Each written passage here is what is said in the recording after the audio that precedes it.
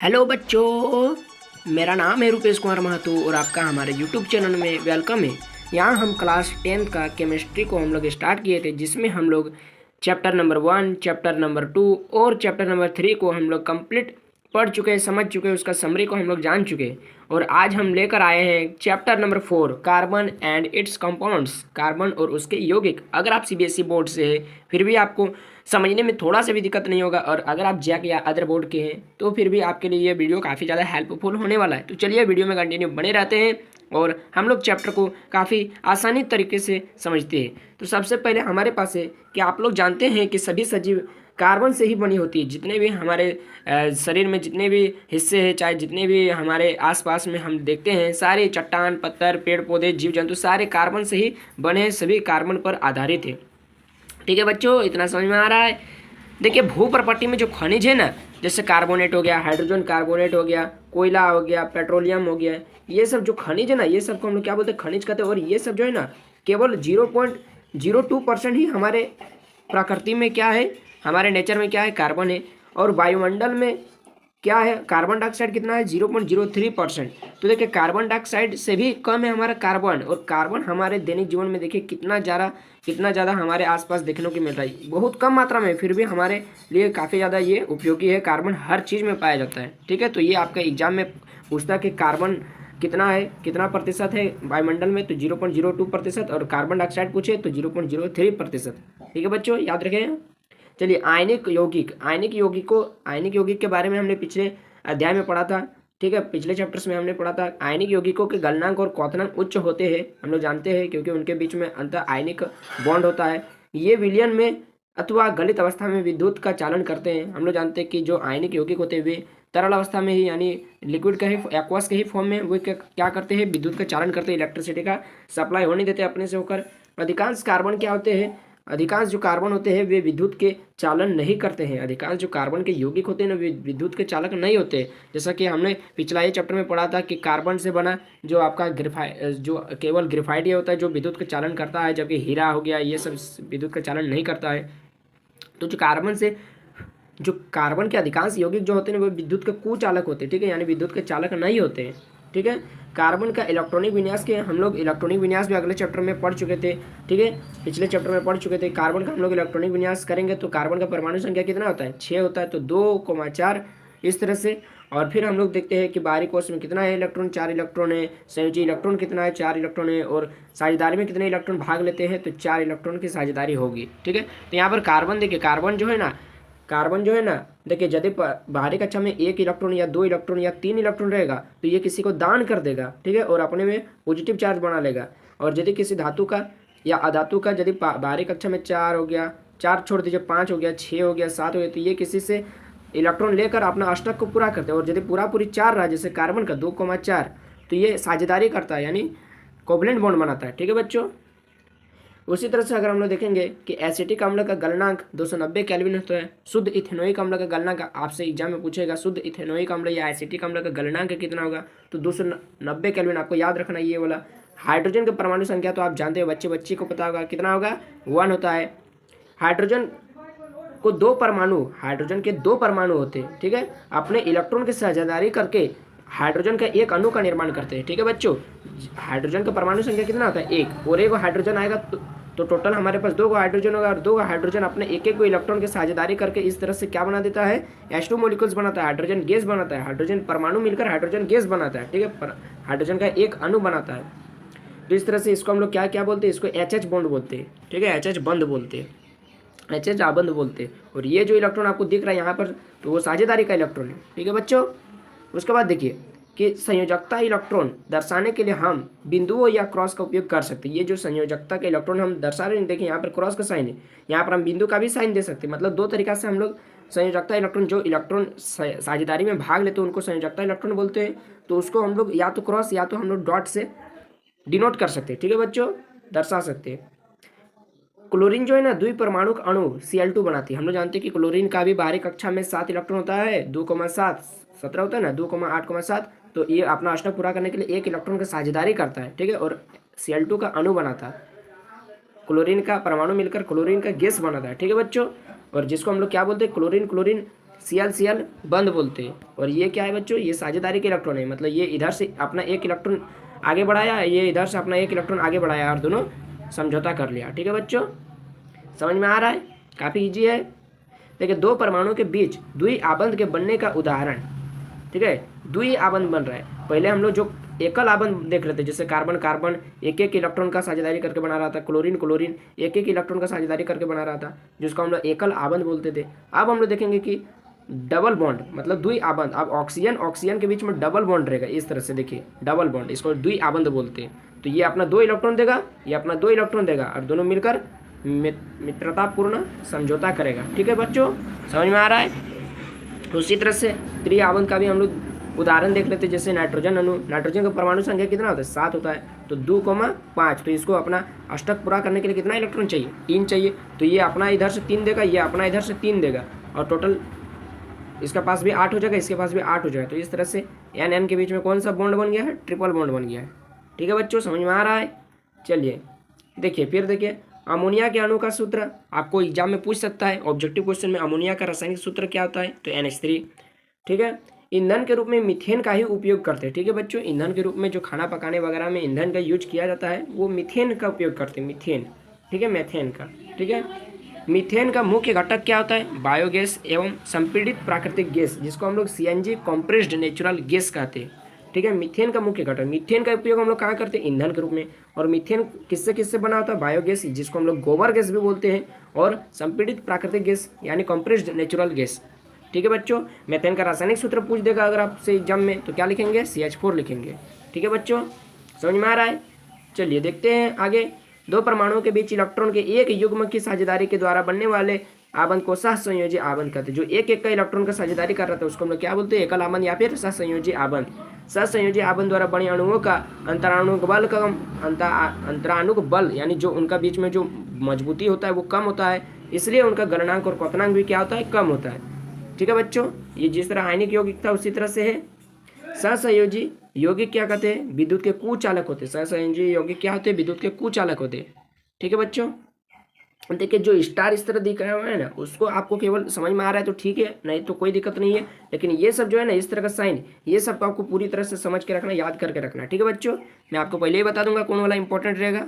ठीक है, हीरा और ग्रेफाइट क्या होता है, दोनों ही कार्बन के परमाणु से बने होते हैं और दोनों ही क्या होते हैं, कार्बन के अपर रूप होते हैं। क्या होते हैं, अपर रूप होते हैं। ठीक है बच्चों, हीरे में क्या होता है, कार्बन का प्रत्येक परमाणु जो है ना, कार्बन के अन्य 4 परमाणुओं से क्या होते हैं, बंधे होते हैं। ठीक है, क्या होते हैं, बंधे होते हैं। कितने कार्बन के परमाणु से, 4 कार्बन के परमाणु से। कौन बंधा होता है, हीरा का एक परमाणु। हीरे में कार्बन का प्रत्येक परमाणु कार्बन के अन्य 4 परमाणुओं के साथ आबंधित होता है यानी बंधा होता है, जिससे एक त्रिआयामी संरचना बनती है, कठोर दृढ़ बनती है, त्रिआयामी संरचना बनती है। हीरे का आप संरचना NCERT बुक में देख सकते हो, वहाँ पर फिगर दिया हुआ है, हीरे का स्ट्रक्चर दिया हुआ है। उसी तरह से ग्रेफाइट में कार्बन के प्रत्येक परमाणु जो है ना, कार्बन के 3 अन्य परमाणु के साथ बंधे होते हैं। ठीक है बच्चों, कि ग्रेफाइट हीरे की कार्बन के कितना परमाणु से बंधा होता है, हीरा 4 परमाणु से, कार्बन 3 परमाणु, सॉरी ग्रेफाइट 3 परमाणु से।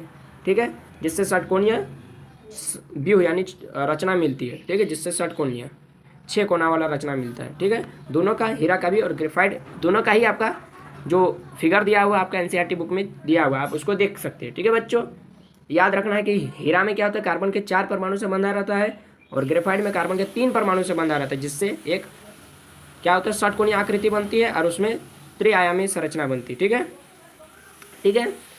देखिए इसके बाद हीरा जो है ना, हीरा और ग्रेफाइट भौतिक गुणधर्म भिन्न भिन्न होते हैं, लेकिन दोनों में रासायनिक गुणधर्म समान होता है। भौतिक गुणधर्म देखिए, हीरा अलग काम करता है, ग्रेफाइट अलग काम करता है, लेकिन दोनों का रासायनिक गुणधर्म दोनों का सेम है। दोनों में कार्बन पाया जाता है, दोनों ही कार्बन का अपरूप होते हैं। ठीक है, इसीलिए हीरा क्या होता है, अब तक का प्रकृति में सबसे अधिक कठोर पदार्थ है। हीरा क्या है, मैंने पिछला अध्याय में भी आपको बताया था कि पदार्थ, ऐसा पदार्थ जो प्रकृति में सबसे कठोर है क्या है, हीरा है, और ऐसा अधातु जो सबसे कठोर है, हीरा है। ठीक है बच्चों, ग्रेफाइट क्या होता है, विद्युत का चालन करता है, ये सुचालक होता है, ये अधातु होते हुए भी विद्युत का सुचालक होता है, ये चिकना होता है, फिसलनशील होता है। आप पेंसिल का नोक को छुए होंगे तो आपको चिकना महसूस हुआ होगा, नुकीला महसूस हुआ होगा, यह विद्युत का सुचालक होता है, इससे होकर विद्युत धारा प्रवाहित हो सकती है। ठीक है बच्चों, शुद्ध कार्बन को अत्यधिक उच्च ताप एवं दाब पर क्या होता है, उपचारित करके हम लोग हीरे का संश्लेषित कर सकते हैं, मतलब हीरे को निर्माण कर सकते हैं। शुद्ध ताप, शुद्ध कार्बन को, एकदम शुद्ध कार्बन होना चाहिए और काफ़ी ज़्यादा आपको हाई टेम्परेचर देना पड़ेगा, हाई प्रेशर देना पड़ेगा। ठीक है, उसको हम लोग क्या कर देंगे, क्या करेंगे, उपचारित करेंगे, सब्जेक्टिंग करेंगे, और क्या होगा फिर काफ़ी साल बाद क्या होगा, हीरे का निर्माण होगा। ठीक है, तो ये तो बोलने में लग रहा बहुत छोटा, लेकिन आपको बहुत ज़्यादा मेहनत उसमें लगेगा, काफ़ी साल लग जाते हैं प्रकृति में हीरा बनने में। संश्लिष्ट हीरे क्या होते हैं, आकार में छोटे होते हैं। हीरे देखिए मानव निर्मित भी बनाए जाते हैं, लेकिन वो जो प्राकृतिक हीरा होता है उससे उससे क्या होता है, उससे आपका छोटा होता है, उससे प्राकृतिक हीरा से छोटा होता है।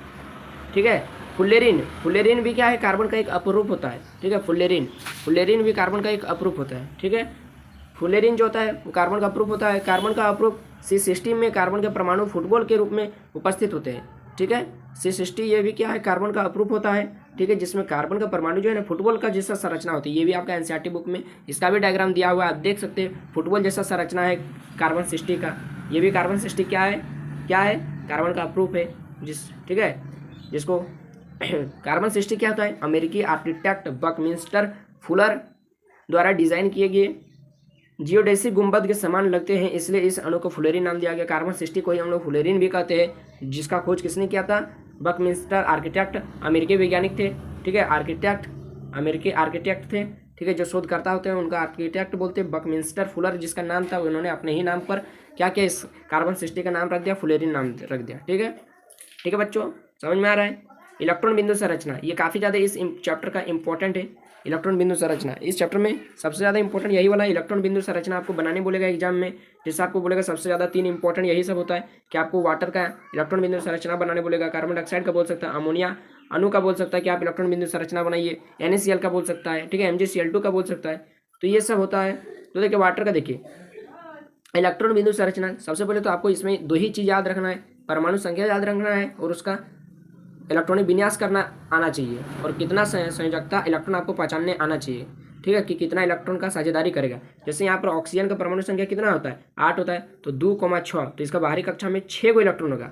ठीक है बच्चों, इसका बाहरी कक्षा में कितना इलेक्ट्रॉन होगा, 6 गो इलेक्ट्रॉन होगा। ठीक है, तो 6 गो में इसका संयोजकता कितना हो गया, 8 करने के लिए इसको 2 चाहिए, यानी इसका संयोजकता 2 हो गया, यानी ये 2 इलेक्ट्रॉन के साथ किसी के साथ बॉन्ड बना सकता है। तो हाइड्रोजन इधर से, हाइड्रोजन के पास 1 इलेक्ट्रॉन, इधर से भी हाइड्रोजन के पास 1 इलेक्ट्रॉन है, ये अपना 1 इलेक्ट्रॉन लेके आएगा, ये अपना 1 इलेक्ट्रॉन लेके आएगा, और ऑक्सीजन के पास पहले से 2 इलेक्ट्रॉन है, तो ये 1 इलेक्ट्रॉन इसको देगा, 1 इलेक्ट्रॉन इसको देगा, और दोनों के साथ दोस्ती बना लेगा, और यहाँ पर H2O का फॉर्मेशन होगा, H2O अणु का बनेगा। ठीक है, निर्माण होगा। तो इस तरह से हम लोग, और जब भी इलेक्ट्रॉन बिंदु संरचना बनाएंगे इस तरह हम लोग बॉक्स में उसको घेर देंगे। ठीक है, सर्कल बना देंगे। ठीक है, जितना अच्छा सर्कल बनेगा उतना अच्छा दिखने में लगेगा। उसी तरह से हम लोग कार्बन डाइऑक्साइड का भी यहाँ पर संरचना बना सकते हैं। इलेक्ट्रॉन बिंदु स्ट्रक्चर कार्बन का कितना होता है, बाहरी कक्षा में 2,4, 6 होता है टोटल, तो 2,4 यानी 4 इसका संयोजकता इलेक्ट्रॉन हो गया। 4 में इसके साथ 2 इलेक्ट्रॉन देगा, इसके साथ 2 इलेक्ट्रॉन देगा, और यहाँ से बना देगा कार्बन डाइऑक्साइड। ठीक है, NH3 भी उसी तरह से, यहाँ से 1 इलेक्ट्रॉन, यहाँ से इलेक्ट्रॉन, यहाँ से इलेक्ट्रॉन, और 2 इलेक्ट्रॉन इसके पास लोन पेयर बच जाता है। ठीक है, जो बॉन्ड में हिस्सा नहीं लेता है वो ऐसा ही रह जाता है। ठीक है, इस तरह से अमोनिया का भी हम लोग फॉर्मेशन कर दिए।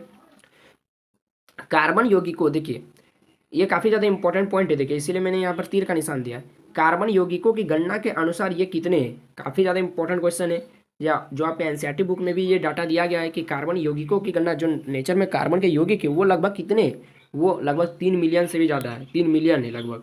ठीक है बच्चों, कार्बन के 2 गुणधर्म कौन कौन से हैं, जिसके कारण हमारे चारों तरफ विशाल मात्रा में कार्बन के यौगिक देखने को मिलते हैं, और दूसरा तत्व का यौगिक हमको ज़्यादा नहीं देखने को मिलता है जितना कार्बन का यौगिक हमको देखने को मिलता है। तो ऐसा 2 कारण बताए जिसके कारण कार्बन ज़्यादा से ज़्यादा बॉन्ड बनाता है और यौगिक का निर्माण करता है। तो इसका पहला गुणधर्म होता है कि किसी का भी पास 4 को संयोजकता इलेक्ट्रॉन नहीं होता है, केवल कार्बन के ही पास 4 को संयोजकता इलेक्ट्रॉन होता है। ठीक है, श्रृंखलन, कार्बन खुद से खुद बॉन्ड बना सकता है, मतलब कार्बन दूसरे कार्बन से भी बॉन्ड बना सकता है, और कार्बन जो है ना खुद से बॉन्ड बना करके लंबा चेन बना सकता है, जिसको हम लोग श्रृंखलन बोलते हैं। और कार्बन जितना भी नेचर में एलिमेंट है सबके साथ बॉन्ड बना सकता है लगभग। ठीक है, इसीलिए हमको कार्बन का ज़्यादा यौगिक देखने को मिलता है। चलिए हम लोग देखते हैं संयोजकता के बारे में। संयोजकता क्या होता है, चतुसंयोजकता। देखिए यहाँ पर चतुसंयोजकता लिखा है, मतलब 4 को संयोजकता इलेक्ट्रॉन। कार्बन की संयोजकता 4 होती है, हम लोग जानते हैं कार्बन के संयोजी इलेक्ट्रॉन कितना है, संयोजकता इलेक्ट्रॉन 4 होता है।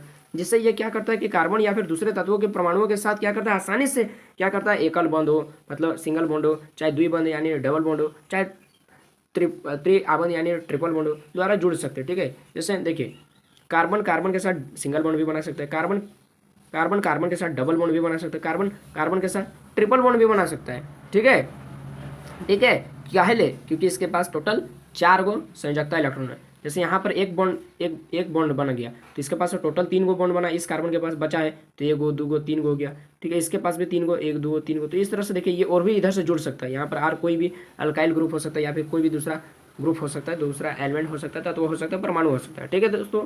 ठीक है बच्चों, श्रृंखलन देखिए, श्रृंखलन मैंने आपको बताया था कि कार्बन कार्बन के साथ बॉन्ड बना सकते हैं और लंबा चेन बना सकते हैं। कार्बन परमाणु में कार्बन के ही अन्य परमाणु के साथ आबंध बनाने की एक अद्वितीय क्षमता होती है जो और किसी तत्वों में नहीं होती। केवल कुछ जैसे सल्फर को छोड़ के, फास्फोरस को छोड़ के, ये सब खुद से बॉन्ड बना सकता है, यानी खुद का ही यौगिक मतलब तत्व के साथ बॉन्ड बना सकता है। जैसे कार्बन कार्बन से बॉन्ड बना सकता है। कार्बन के इस गुण को ही हम लोग श्रृंखलन बोलते हैं, जिससे लंबी चेन का निर्माण हो सकता है। इस गुण के कारण कार्बन परमाणु आपस में ही जुड़कर सीधी श्रृंखला, शाखा श्रृंखला या फिर बंद आकृति इस तरह वलय बना सकता है। जैसे अभी उदाहरण में अभी दिखाता हूँ नीचे में, जैसे सीधी श्रृंखला स्ट्रेट चेन, इस तरह कार्बन कार्बन से बॉन्ड कर कार्बन कार्बन से बॉन्ड बना करके काफ़ी लंबा चेन बना सकता है। शाखा युक्त, शाखा के जैसा भी ये बंद बनाता है। जैसे कि यहाँ से 4 गो कार्बन था तो 1 गो कार्बन यहाँ लटक गया, यदि 5 गो कार्बन रहता है तो 1 गो यहाँ पर भी लटक जाता, 6 गो कार्बन रहता है तो इधर भी कहीं, मतलब बहुत ज़्यादा ये शाखा जैसा आकृति बना सकता है, ठीक है। जिसको आप काउंट करने में, यानी जब इसका नोमेनक्लेचर हम लोग नामकरण पद्धति पढ़ेंगे तब आपको बहुत ज़्यादा दिक्कत हो सकता है, ठीक है। यानी इस तरह से ये शाखा बना लेता है कि बंद आकृति वलय के आकार में भी बना सकता है, सर्कल रिंग बना सकता है। ये जुड़ जुड़कर कार्बन कार्बन के साथ जुड़ जुड़कर रिंग भी बना सकता है, जिसको क्लोज्ड चेन वलय या फिर बंद आकृति भी बोलते हैं, बंद श्रृंखला भी बोलते हैं, ठीक है। तो देखिए कार्बन इतना सारा इसके पास गुण है जिस कारण से ये हमको नेचर में बहुत ज़्यादा क्या देखने को मिलता है, कार्बन के यौगिक देखने को मिलता है। अब हम लोग देखते हैं संतृप्त यौगिक और असंतृप्त यौगिक क्या होते हैं। संतृप्त यौगिक, ठीक है, कार्बन परमाणुओं के बीच केवल एक आबंध से जुड़े कार्बन के यौगिक संतृप्त यौगिक। मतलब कार्बन यौगिक है ना, जैसे कार्बन कार्बन कार्बन जुड़ रहा है तो केवल एक एक बॉन्ड से जुड़ रहा है, एक एक बॉन्ड के।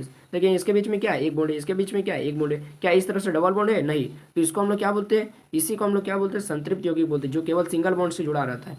समझ गए, समझ आ गया बच्चों।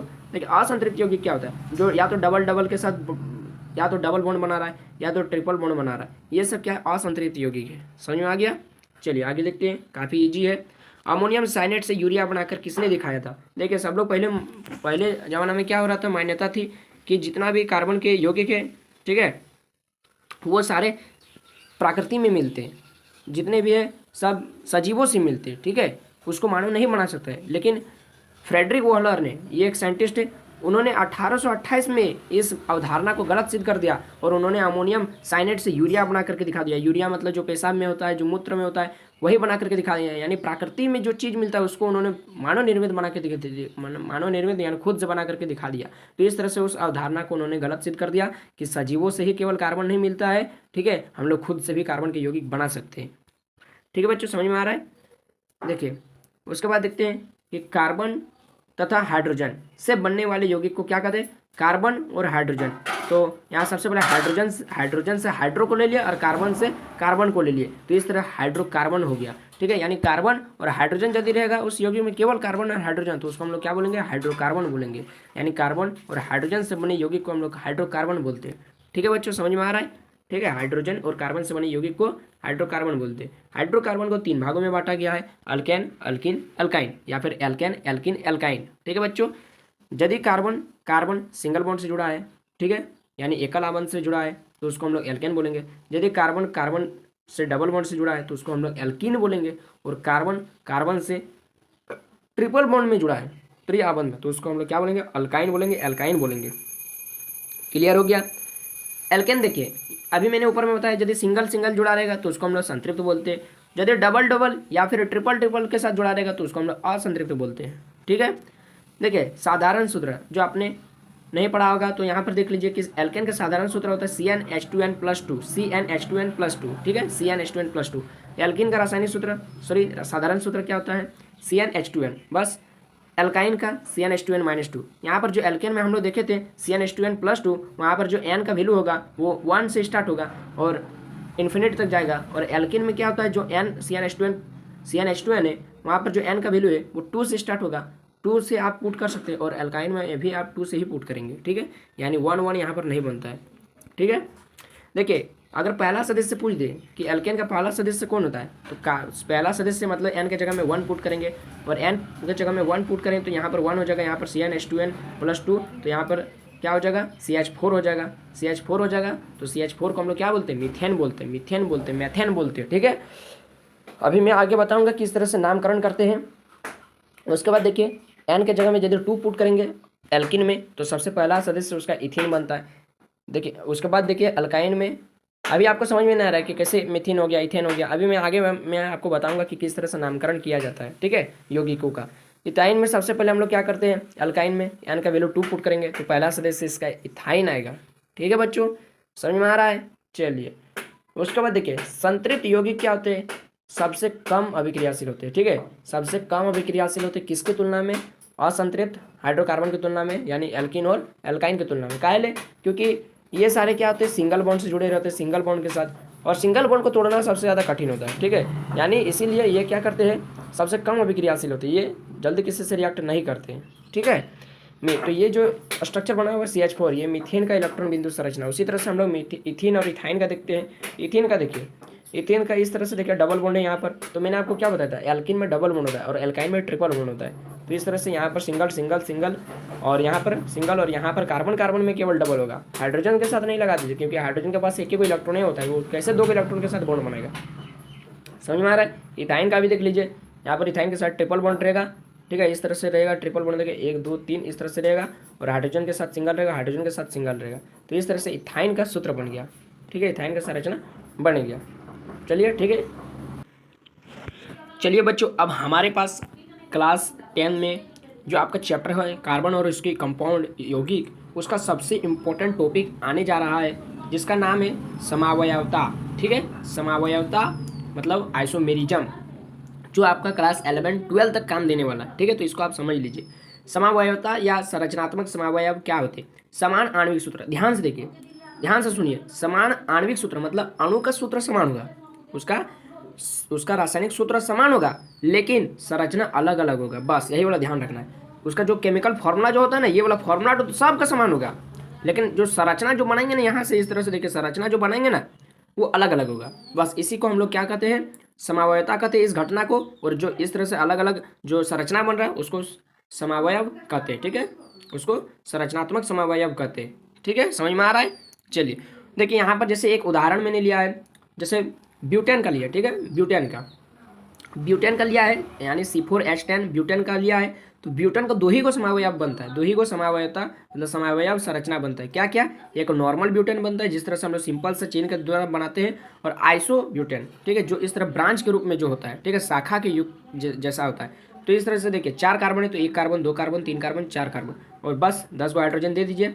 ठीक है, तो हम लोग जानते हैं कार्बन का परमाणु संख्या कितना होता है, संयोजकता कितना होता है, 4 होता है, संयोजकता 4 होता है। तो इस तरह से 4, 3 को इधर कार्बन, 3 को इधर हाइड्रोजन हो गया, इधर एक बॉन्ड बना है, इस तरह से हाइड्रोजन सजा दीजिए, हो जाएगा।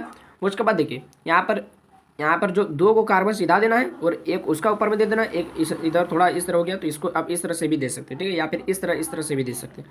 ठीक है, इस तरह से 2 को सीधा देना है और इस तरह 2 को निकाल दीजिए। तो ये क्या हो गया, शाखा जैसा बन गया। ठीक है, क्या बन गया, शाखा जैसा, जिसको हम लोग क्या बोलते हैं, आइसोब्यूटेन बोलते हैं। वहीं आपका देखिए एक एग्जाम्पल में क्वेश्चन पूछा गया जिसमें आपको बोल रहा है कि पेंटेन का आपको समावयव संरचना बनाने बोल रहा है, पेंटेन का। तो पेंटेन का परमाणु संख्या कितना होता है, यानी कार्बन 5 को होगा टोटल, है ना, टोटल 5 को कार्बन होगा, 5 को कार्बन से ही पेंटेन बनेगा। ठीक है, आगे मैं बताऊंगा जिस तरह नोमेनक्लेचर करेंगे, नामकरण करेंगे वहाँ पर।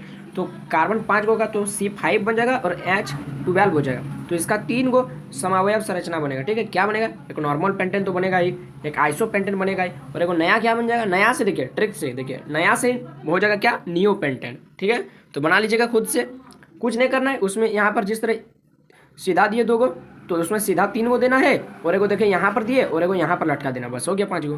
ठीक है, खुद से बना लीजिएगा।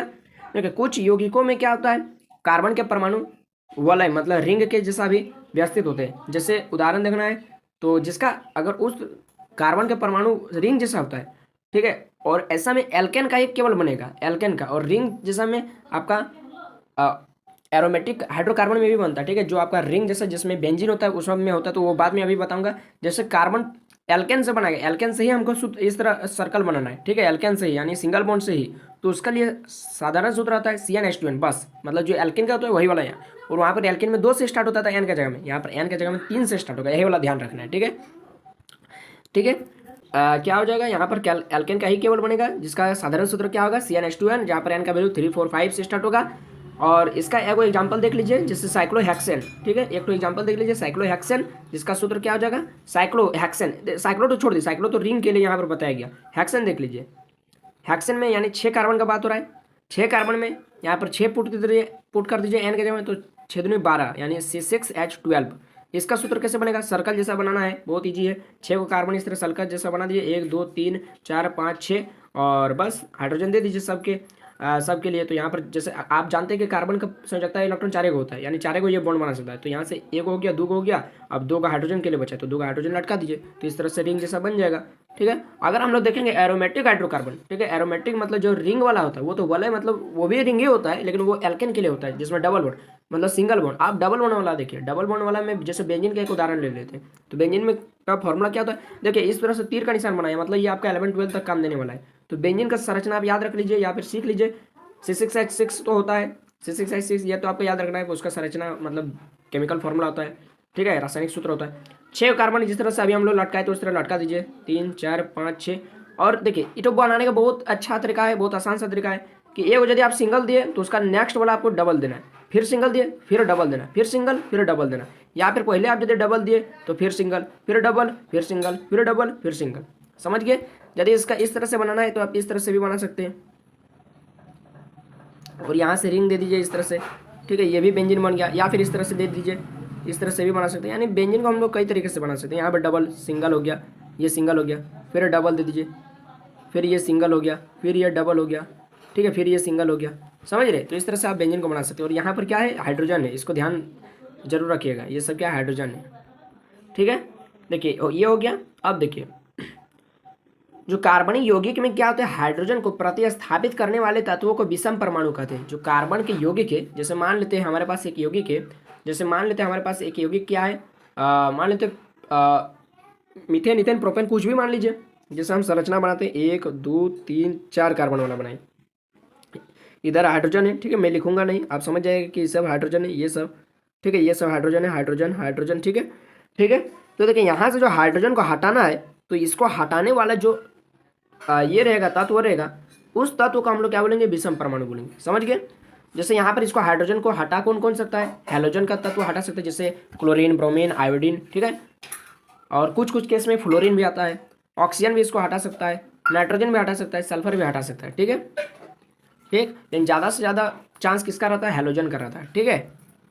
उसके बाद देखिए सबसे ज़्यादा इंपॉर्टेंट आ गया प्रकार्यात्मक समूह, अभिलक्षकीय समूह या फिर फंक्शनल ग्रुप, सबसे ज़्यादा इंपॉर्टेंट, ये आपका 11 12 तक भी काम देने वाला है। जैसे किसी कार्बनिक यौगिकों में उपस्थित वे समूह, ध्यान से देखिए, किसी कार्बनिक यौगिकों में उपस्थित वे समूह, किसी कार्बनिक यौगिक में, जैसे कोई कार्बनिक यौगिक उसमें उपस्थित वह समूह जिस पर पूरे यौगिक का रासायनिक गुण या फिर मुख्य गुण या फिर विशिष्ट गुण निर्भर करता है, मतलब पूरा यौगिक का गुण उसी पर निर्भर करेगा। तो वह समूह जिस पर पूरे यौगिक का रासायनिक गुण निर्भर करता है उसको हम लोग क्या बोलते हैं, प्रकार्यात्मक समूह होता है। अब आपको थोड़ा सा समझ में नहीं आ रहा है तो जैसे आगे हम लोग देखते हैं कि जैसे मैं एक एग्जांपल लेता हूँ, ठीक है, जैसे हम लोग लेते हैं CH3 ले लेते हैं और OH ले लेते हैं। इस तरह से भी नहीं समझ में आ रहा है तो छोड़िए, एक 2 कार्बन, ठीक है, 1 2 3 4 5 6 7, ठीक है, यानी ये हो गया टोटल। तो यहाँ पर मान लेते हैं हम ब्रोमीन लटका दिए, ठीक है, यानी हेलोजन ग्रुप का कोई, और ये सब क्या है, हाइड्रोजन है हाइड्रोजन है हाइड्रोजन है हाइड्रोजन है हाइड्रोजन, तो ये कार्बन का यौगिक बन गया। अब इसका जो पूरा गुण रहेगा ना वो केवल इस पर निर्भर करेगा, केवल ब्रोमीन पर निर्भर करेगा, तो उसी को हम लोग क्या बोलेंगे, प्रकार्यात्मक समूह, जिस पर पूरे यौगिक का रासायनिक गुण, विशेष गुण या मुख्य गुण निर्भर करता है। अब समझ में आ गया, ठीक है। जैसे कौन कौन वहाँ पर ब्रोमीन के जगह में हम लोग किसको रख सकते हैं और किसको रख सकते हैं, मतलब प्रकार्यात्मक समूह का और क्या क्या उदाहरण है। जैसे आप अल्कोहल का उपयोग कर सकते हैं, ठीक है, अल्कोहल जिसका लास्ट में वहाँ पर ब्रोमीन लटकाए थे ना, तो वहाँ पर आप और क्या लटका सकते हैं, OH लटका सकते हैं, CHO लटका सकते हैं, या डबल बॉन्ड CO लटका सकते हैं, ठीक है। तो यदि OH रहा तो समझ लीजिएगा कि वो अल्कोहल होगा, यदि CHO रहा तो समझ लीजिएगा कि वो एल्डिहाइड है, यदि CO है तो समझ लीजिएगा कि वो कीटोन है, यदि COOH है तो समझ लीजिएगा कि वो कार्बोक्सिलिक अम्ल है, और क्लोरीन ब्रोमीन तो आप जानते हैं कि वो हेलोजन ग्रुप होगा, हेलो ग्रुप होगा, ठीक है। अभी ये सब ध्यान दीजिए, ये अभी अनुलग्न ये सब अभी ध्यान नहीं दीजिए, ठीक है। अभी मैं अब बाद में आपको यहाँ फिर लाऊंगा, ठीक है। देखिए समजातीय श्रेणी क्या होता है, ठीक है, समजातीय श्रेणी, देखिए नाम से ही पता चल रहा है, सम मतलब समान और जातीय माने जो एक जाति का होता है, तो समान जाति का श्रेणी क्या क्या होगा। जैसे देखिए कार्बनिक यौगिकों की वह श्रेणी, ध्यान से देखिए, कार्बनिक यौगिक तीर का निशान है, मतलब ये काफ़ी ज़्यादा इंपॉर्टेंट है, ठीक है। कार्बनिक यौगिकों की वह श्रेणी जिसके सभी सदस्यों में एक ही प्रकार्यात्मक समूह, मतलब जो उधर अभी आपको दिखाई ना, एल्डिहाइड, कार्बोक्सिलिक अम्ल, अल्कोहल, हैलोजन ग्रुप, वो सब यदि सभी सदस्यों में केवल एक ही प्रकार का प्रकार्यात्मक समूह या फंक्शनल ग्रुप रहता है जिसके किसी भी दो क्रमागत सदस्यों के आणविक सूत्रों के बीच सदैव CH2 का अंतर रहता है, मतलब दो केस से, देखिए समझाते श्रेणी होने का दो ही केस है। एक क्या कि सब में समान प्रकार्यात्मक समूह होना चाहिए, मतलब एक ही प्रकार्यात्मक समूह होना चाहिए, और दूसरा कि दोनों में क्या क्या होगा, CH2 का अंतर होगा। क्या होगा दोनों में, जिससे समझ में नहीं आ रहा है तो देखिए उसी को समझाती श्रेणी बोलते हैं। जैसे देखिए, जैसे देख लीजिए, हम सब एल्केन को ले लेते हैं, ठीक है। एल्केन में जैसे हम लोग मीथेन ले लिए, ये क्या है, मीथेन है, इथेन है, फिर मीथेन, इथेन, प्रोपेन, ब्यूटेन, कुछ भी ले लीजिए, पेंटेन, हेक्सेन, कुछ भी सबको ले लीजिए, ठीक है, सबको ले लीजिए, और सबका लास्ट में क्या लटका दीजिए, OH लटका दीजिए, OH लटका दीजिए, OH लटका दीजिए, ठीक है। तो ये यहाँ से एक हाइड्रोजन हटेगा और OH लटक जाएगा, यहाँ से एक हाइड्रोजन हटेगा, OH लटक जाएगा, ठीक है। तो यहाँ पर मीथेन था, इथेन था, उसी तरह से यहाँ पर क्या हो गया, ये हो गया CH3OH, मतलब क्या, मिथेनॉल हो गया, ठीक है। C2H5OH क्या, इथानॉल हो गया, इथेनॉल हो गया, ठीक है। तो देखिए सब में, अच्छा OH ये सब क्या है, OH है आपका प्रकार्यात्मक समूह, अल्कोहल है, ठीक है। तो देखिए दोनों में सेम है, दोनों में तो OH ही है, यानी प्रकार्यात्मक समूह समान है, देखिए समान प्रकार्यात्मक समूह। और देखिए CH3 और C2H5 दोनों में कितना का अंतर है, ध्यान से देखिए, CH3 और C2H5 तो कई को कार्बन ज़्यादा है यहाँ पर, CH3 से एक को कार्बन ज़्यादा, यानी एक कार्बन, ठीक है। और हाइड्रोजन क्या को ज़्यादा है, देखिए तो यहाँ 3 होता है, यहाँ पर 5 को, यानी टोटल 2 ज़्यादा है, यानी देखिए अंतर हुआ CH2 का, देखिए यहीं पर यही वाला लिखा है कि दोनों में अंतर कितना का होना चाहिए, CH2 का, और दोनों में समान फंक्शनल ग्रुप होना चाहिए। क्लियर हो गया, उसी को हम लोग क्या बोलते हैं, प्रकार्यात्मक समूह बोलते हैं। चलिए अब तो कभी नहीं भूलेंगे, दो ही केस याद रखना है। देखिए आणविक द्रव्यमान के बढ़ने से, ठीक है, गलनांक और क्वथनांक भी वृद्धि होती है, ठीक है। मतलब आणविक द्रव्यमान यदि आप बहुत ज़्यादा कार्बन वाला ले लेते, बहुत ज़्यादा 50-60 को या 30-40 को या फिर 10-20 11-12 जितना कार्बन वाला आपको लेना है यौगिक, ठीक है, उतना उसका द्रव्यमान बढ़ते जाएगा, ठीक है, उतना उसका द्रव्यमान बढ़ते जाएगा, और द्रव्यमान बढ़ते जाएगा तो उसको गलाने और पिघालने में भी आपको ज़्यादा टेम्परेचर देना पड़ेगा, ठीक है, समझ में आ रहा है। जैसे आप देखिए हम लोग नामकरण पद्धति पहुंच चुके हैं, तो कार्बन यौगिकों के नाम पद्धति, ठीक। देखिए यौगिकों का नामकरण करने के लिए कुछ आपको जानकारी चाहिए जो आपको पहले से होना चाहिए। तो देखते हैं सबसे पहले क्या हमको जानकारी रखना चाहिए ताकि हम कार्बन यौगिकों का नामकरण कर सकें। तो सबसे पहले हमको क्या करना है, कुछ शब्द याद रखना है, जैसे पूर्व लग्न क्या होता है, अनुलग्न क्या होता है, ये सब के बारे में, ठीक है। पूर्व लग्न मतलब देखिए, पूर्व मतलब जो पहले लगता है, और अनुलग्न जो बाद में लगता है, ठीक है, जिसको हम लोग हिंदी में क्या पढ़ते हैं, उपसर्ग भी पढ़ते हैं और प्रत्यय भी पढ़ते हैं, ठीक है। ये दो शब्द आपको याद रखना है, पूर्व लग्न मतलब जो पहले लगता है, और अनुलग्न मतलब जो बाद में लगता है, बस इतना याद रहेगा। चलिए ठीक है, उसके बाद देखिए जो नामकरण होता है ना बच्चों, जो नामकरण होता है ना कार्बन यौगिकों का, वो दो तरीका से होता है। जैसे एक होता है साधारण नाम, जो घर द्वार में जो आपका नाम होता है, जो आपको माँ पापा जो आपको प्यार से बुलाते हैं, उस तरह का साधारण नाम जो ज़्यादा फेमस है आपका, जो आपका लोकेलिटी में गांव में ज़्यादा आदमी जानते हैं। और एक होता है IUPAC नाम, मतलब जो ऑफिशियल नाम जो होता है, जो आप अपने स्कूल में नाम लिखाते हैं, कोई अच्छा नाम पकड़ के, ठीक है, अच्छा नाम रख कर, तो उस तरह का। तो IUPAC का फुल फॉर्म क्या होता है, international union of pure and applied chemistry, ठीक है। तो ये फुल फॉर्म भी आपको याद रखना है, ठीक है। तो IUPAC नाम हमारे केमिस्ट्री में हम लोग यूज करेंगे, साधारण नाम जहाँ पर किसी कंपाउंड का ही, किसी यौगिक का ही साधारण नाम हम लोग याद करेंगे, ठीक है बच्चों। चलिए हम लोग नामकरण सीखते हैं, ठीक है। तो जैसे देखिए नामकरण करने के लिए सबसे पहले यदि कार्बन की संख्या यदि आपको गिनना है, ठीक है, कार्बन की संख्या गिनना है, तो कार्बन की संख्या यदि 1 रहेगा उस यौगिक में, तो उसको हम लोग क्या बोलेंगे, मीथ बोलेंगे या मैथ बोलेंगे, ठीक है। कार्बन की संख्या यदि 2 रहेगा तो उसको ईथ बोलेंगे या फिर एथ बोलेंगे, और 3 रहेगा कार्बन की संख्या, ठीक है, तो प्रॉप बोलेंगे। यदि 4 रहेगा कार्बन की संख्या तो उसको ब्यूट बोलेंगे, 5 रहेगा तो पेंट बोलेंगे, 6 रहेगा तो हैक्स बोलेंगे। याद रखिए, ठीक है, ये सब याद करने वाला चीज़ है, कोई समझाने वाला चीज़ नहीं है, ठीक है। 6 रहेगा तो हैक्स बोलेंगे, 7 रहेगा तो हैप्ट बोलेंगे, 8 रहेगा तो ऑक्ट बोलेंगे, 9 रहेगा तो नॉन बोलेंगे, और 10 रहेगा तो डैक बोलेंगे, ठीक है। इस तरह से कार्बन की संख्या और भी होता है, ठीक है, लेकिन आपको यहाँ तक ही याद रखना, ये इतना ही काफ़ी है, ठीक है। देखिए तो जिस तरह से मान लेते एक उदाहरण लेते, जैसे हमको नामकरण करना है इसका, ठीक है, जैसे हम उदाहरण लेते हैं SC5 है, H10 है, ठीक है। तो हम इसका नामकरण कैसे करेंगे, ये जो मैंने यौगिक लिया, कंपाउंड लिया है, इसका नाम क्या होगा। तो सबसे पहले कार्बन की संख्या गिनिए कि कई गो कार्बन है, तो यहाँ पर जो नंबर C के साथ जो लटका है ना नंबर, यही वाला कार्बन की संख्या को बता रहा है, यानी कितना कार्बन है, C5 मतलब 5 गो कार्बन है। और 5 गो कार्बन यदि रहता है तो नाम कहाँ से स्टार्ट होता है, पेंट से स्टार्ट होता है, पेंट। और यहाँ पर देखिए हाइड्रोजन के कोई 10 गो, और ये वाला किस फॉर्म में है इसको थोड़ा देखिए। तो ये जो है ना, ये आपका तोड़िए, ये किस फॉर्म में, एल्केन का फॉर्मूला में आ रहा है, ना एल्किन का फॉर्मूला में आ रहा है, ना एल्काइन का फॉर्मूला में आ रहा है। तो यदि ये एल्केन का फॉर्मूला में आ रहा है, देखिए किस तरह से तोड़ के देखिए। एल्केन का फॉर्मूला क्या होता है, CnH2n+2 होता है। देखिए उस पर पुट करके CnH2n+2 होता है। पुट करके देखिए n की जगह 5 तो n यहाँ पर 5 पुट करें तो C5H 5 दूनी 10 है और +2। ठीक है, तो ये तो एल्केन का सूत्र में तो नहीं आ रहा है, क्योंकि 12 यदि रहता तब एल्केन का सूत्र में होता है। तो यहाँ पर यदि यहाँ पर हम लोग +2 को हटा देंगे तब ये एल्किन का फॉर्मूला होता है, और C5H10 तो ये हो गया एल्किन का, यानी पेंट, और लास्ट में क्या जोड़ देंगे, इन। ठीक है, एल्किन से क्या चुरा लिया हम, उसका नाम से क्या चुरा लिए, इन चुरा लिए। ठीक है, तो पेंट प्लस इन क्या हो गया, पेंटीन हो गया। तो इसका नाम क्या हो जाएगा, पेंटीन हो जाएगा। ठीक है, इस तरह से आप नामकरण कर लेंगे। ठीक है, तो कार्बन की संख्या सबसे पहले देखना है, और भी रह देगा तो उसको भी देखना है। जैसे द्विआबंध रहेगा तो इन हम लोग लास्ट में लगा देंगे, तो उसका इंग्लिश में नाम क्या होता है, PENT, पेंट इन, ये हो जाता है उसका नाम। ठीक है, देखिए लास्ट में ये वाला जोड़ दिए, और यहाँ पर पेंट, PENT, पेंट। समझ गए, इस तरह से नामकरण करना है। आपका क्लास 10 के लिए इतना काफ़ी है। उसके बाद देखिए ऑर्गेनिक कंपाउंड में कुछ कुछ आपको नामकरण जैसे रहेगा, जैसे मान लेते ये वाला आपका नामकरण करने बोल दिए, C2H5OH दे दिया, तो बोलिए इसका नामकरण कैसे करेंगे। तो कार्बन की संख्या सबसे पहले आपको गिनना है, कितना है, 2 है। या फिर डायरेक्ट इसको देख लीजिए, C2H5 क्या होता है, C2H5 देखिए ऊपर में किसके पास है, देखिए C2H5 जो ईथ के पास है, तो C2H5 मतलब हम लोग क्या जानते हैं, ईथ। और यहाँ पर OH किसको बोलते हैं, चलिए फिर आगे ऊपर दिखाता हूँ। मैंने आपको बोला था कि इसका जरूरत बाद में पड़ेगा। देखिए अनुलग्न मतलब जो बाद में लगता है, तो वहाँ पर देखिए अल्कोहल जो था, यहाँ पर OH क्या है, पहले लगा है ना बाद में लगा है, C2H5 का, हाँ बाद में लगा है, तो उसको हम लोग क्या बोलते हैं, अनुलग्न बोलते हैं। तो जब यदि OH रहेगा तो उसका हम लोग लास्ट में क्या लिख देते हैं, OL लिख देते हैं, OL।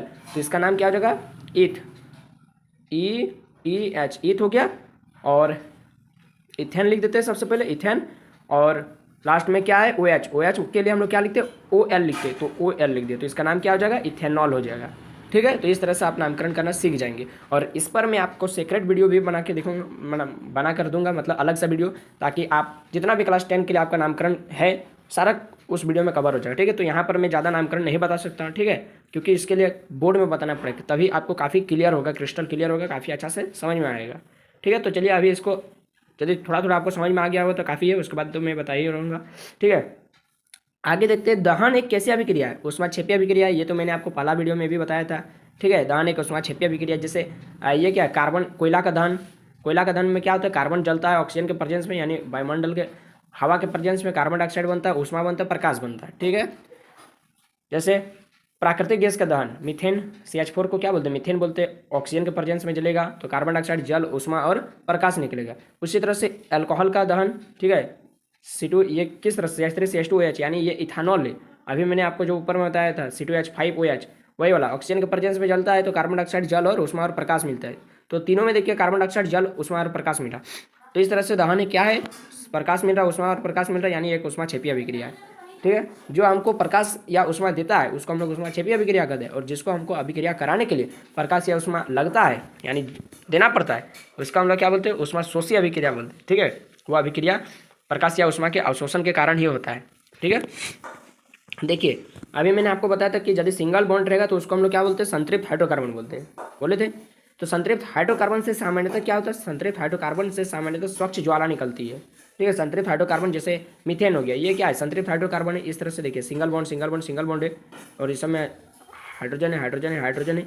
तो देखिए इसको यदि मीथेन को जलाएंगे तो कार्बन डाइऑक्साइड, जल और ऊष्मा प्रकाश मिलेगा। और जो ये जो ऊष्मा प्रकाश जो निकलेगा ना, प्रकाश क्या निकलेगा, जो आपका प्रकाश जो निकलेगा ना, वो प्रकाश एकदम स्वच्छ ज्वाला निकलेगी। ठीक है, वो और ऊष्मा जो निकलेगी वो स्वच्छ निकलेगी, यानी जो ज्वाला उससे निकलेगी वो स्वच्छ ज्वाला निकलेगी। ठीक है, जैसे हमारा LPG में यूज किया जाता है, मीथेन गैस रहता है। ठीक है, तो वो भी आपका स्वच्छ ज्वाला के जैसा ही निकलता है, दिखते होंगे आप लोग, नीला कलर का ज्वाला निकलता है, तो स्वच्छ रहता है वो सब। तो जितना भी संतृप्त हाइड्रोकार्बन है, यदि उनको जलाएंगे तो स्वच्छ ज्वाला निकलेगी, और यदि असंतृप्त हाइड्रोकार्बन को जलाएंगे, जैसे एल्किन या एल्काइन को जलाएंगे, तो क्या होगा, अत्यधिक काला धुआं वाली पीली ज्वाला निकलेगी। काली धुआं सबसे पहले निकलेगा, काला धुआं जैसे कार्बन हो गया, काला धुआं पहले छोड़ता है, उसके बाद पीली ज्वाला के साथ जलती है। ठीक है, तो वो हो गया असंतृप्त हाइड्रोकार्बन को जलाने से होता है।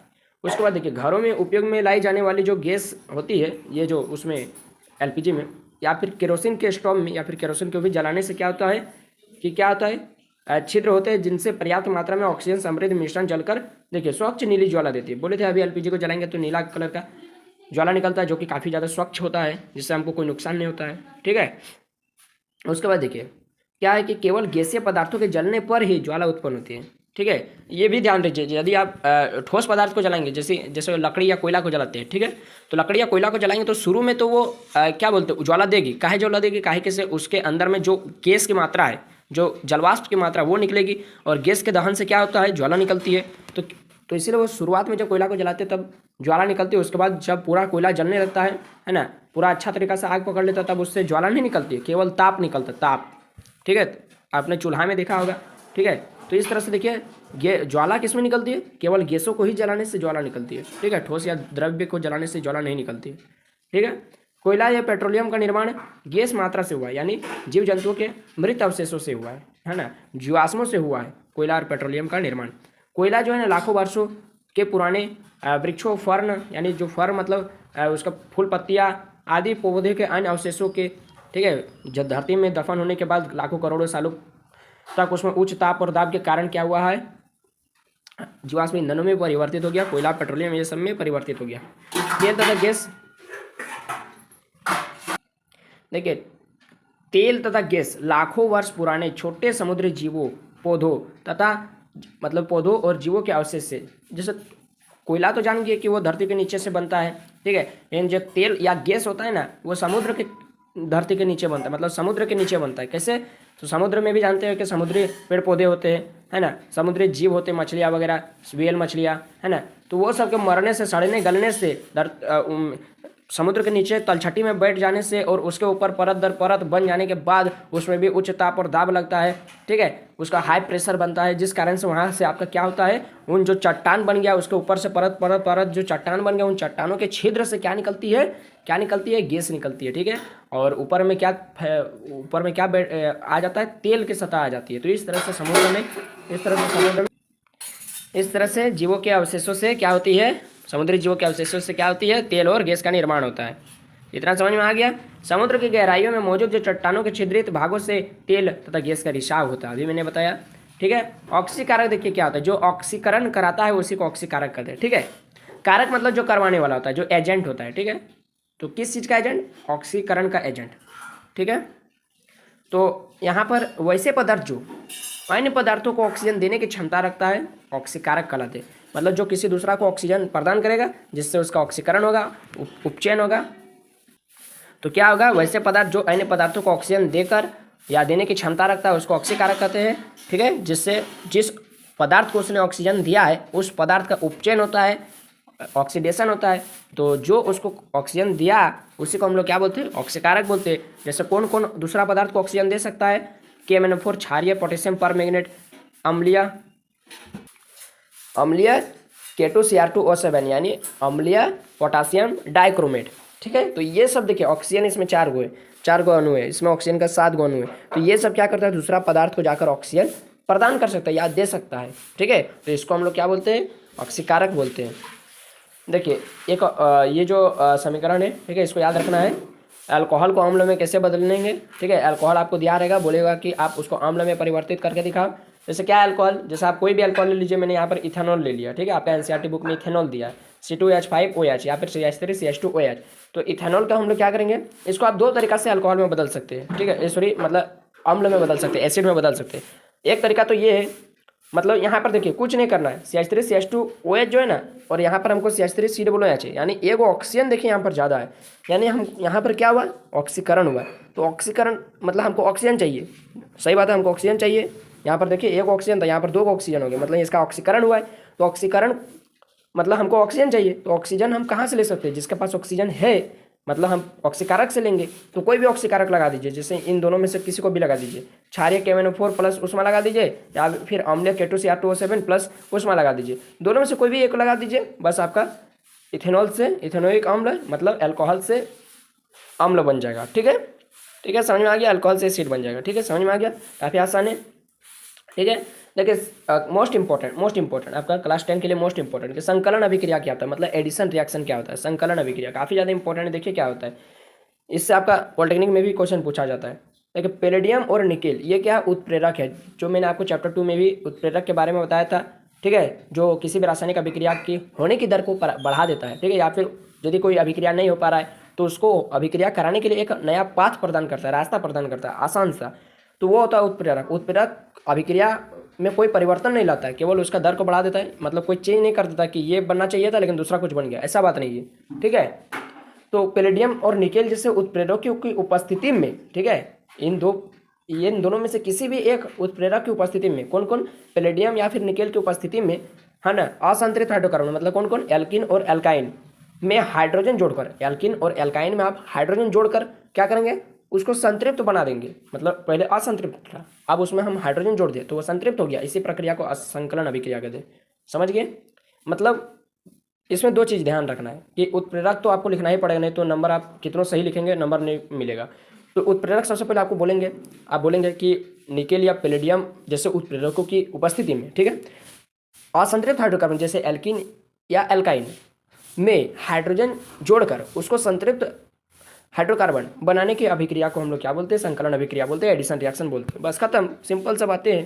ठीक है, जैसे उदाहरण में जैसे ले लेते हैं। ठीक है, जैसे असंतृप्त हाइड्रोकार्बन में एल्किन, ये क्या है, डबल बॉन्ड मतलब एल्किन है, निकेल उत्प्रेरक लगा दिए और इसमें हाइड्रोजन जोड़ रहे। ठीक है, यहाँ पर देखिए हाइड्रोजन को हम यहाँ पर भी लिख सकते हैं तीर के पास, या फिर हम हाइड्रोजन को यहाँ पर भी लिख सकते हैं प्लस करके H2, तब फिर यहाँ पर नहीं लिखेंगे। ठीक है, ठीक है, तो ये हो गया, मतलब हाइड्रोजन जोड़ रहे। तो देखिए जैसे यहाँ पर डबल बॉन्ड टूटेगा तो ये एक, इसके पास एक इलेक्ट्रॉन आ जाएगा और बॉन्ड यहाँ बन जाएगा, और यहाँ पर इसके पास एक इलेक्ट्रॉन आ जाएगा और बॉन्ड बनाने की क्षमता रहेगा। ठीक है, तो 2 था, अब एक आ जाएगा तो 3 गो, यहाँ पर 1 2 था तो यहाँ पर एक और आ जाए तो 3 गो, तो इसके पास देखिए 1 2 3 गो हो गया, इसके पास 1 2 3 गो हो गया, तो 2 गो पहले से इसके पर आर था। ठीक है, टोटल इसके पास टोटल 4 गो आर था, 1 गो 2 गो 3 गो 4 गो। और पहले ही मैंने बताया कि आर मतलब क्या होता है, आर मतलब अल्काइल ग्रुप होता है, जैसे मिथाइल, इथाइल, प्रोपाइल, ब्यूटाइल। ठीक है, ठीक है, और देखिए यहाँ पर 4 गो आर है तो 1 2 3 4 गो आर यहाँ पर भी मौजूद है। अब 2 का हाइड्रोजन एक्स्ट्रा आ गया, तो 2 का हाइड्रोजन, 2 को जिस अभी एक बॉन्ड को तोड़कर इलेक्ट्रॉन दिए थे ना, है, तो वो 2 को इलेक्ट्रॉन 2 का हाइड्रोजन के पास जाकर साझेदारी कर लेगा। ठीक है, और यहाँ पर असंतृप्त हाइड्रोकार्बन पहले था, मतलब डबल बॉन्ड था, अब सिंगल बॉन्ड बन गया और संतृप्त हो गया।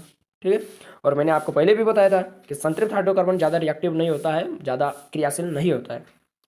तो उत्प्रेरक अभी मैंने बताया कि वे पदार्थ जो अभिक्रिया होने की दर को बढ़ा देते हैं। ठीक है, देखिए हम लोग संकलन अभिक्रिया का उपयोग किस लिए करते हैं, ताकि हम वनस्पति तेलों के हाइड्रोजनीकरण में निकेल उत्प्रेरक उपयोग करते हैं। मतलब यहाँ पर हम लोग वनस्पति तेल को, मतलब वनस्पति वसा को या फिर वनस्पति तेल को वनस्पति घी में परिवर्तित कर सके। सबसे ज़्यादा इंपॉर्टेंट पॉइंट रट लीजिए, दिमाग में छाप लीजिए कि संकलन अभिक्रिया का सबसे ज़्यादा हम लोग उपयोग किस लिए करते हैं, वनस्पति तेल को वनस्पति घी में बदलने के लिए।